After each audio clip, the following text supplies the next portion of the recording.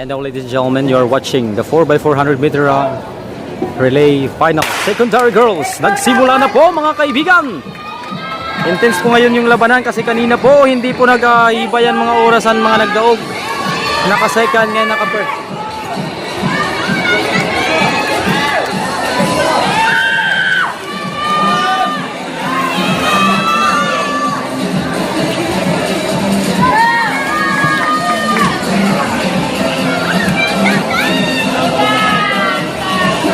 And now, ladies and gentlemen, nangunguna po ngayon, leading po yung Region 8.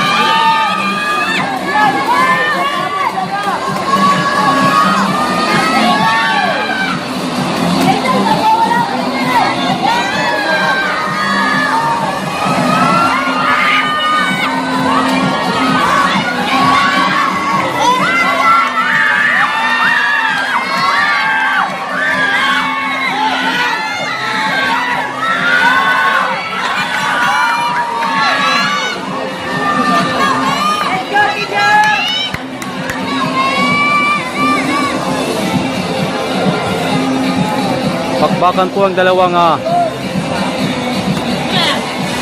manglalaro ng 4x400 meter relay. Nangunguna pa rin yung Region 8. Pero mahabol po mga kaibigan yung nakaputi. Ayun po, mahahabol na po niya.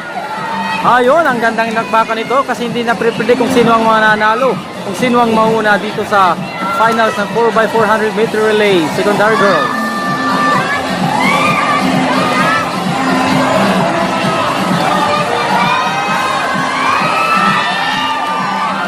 Kaya sinabi ko kanina, hindi po natin ma-predict kung sinong mananalo.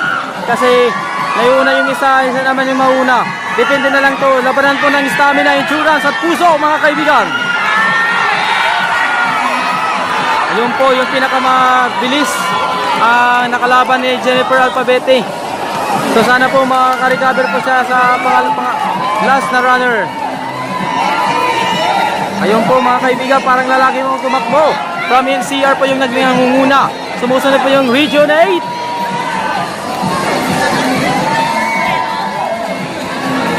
Ang bilis po ng pacing po ng NCR.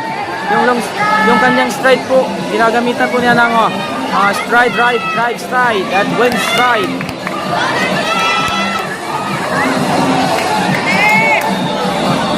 Pero hindi po nagpapatalo mga kaibigan niya. Humahabol po yung Region 8. Tingnan natin sa huling runners kung anong mangyayari. Hindi pa tapos ang laban mga kaibigan, mayroon pang final runner. Ayun po, nakapop na po yung isa. Ayun po, itinatry po ng habulin.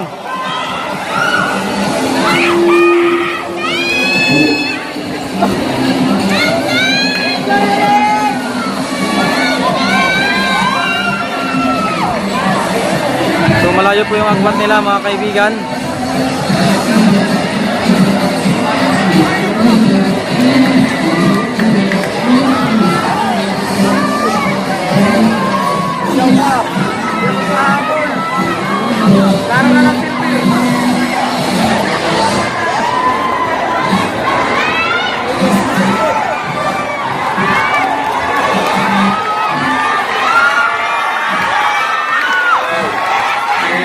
Pa rin po yung NCR mga kaibigan.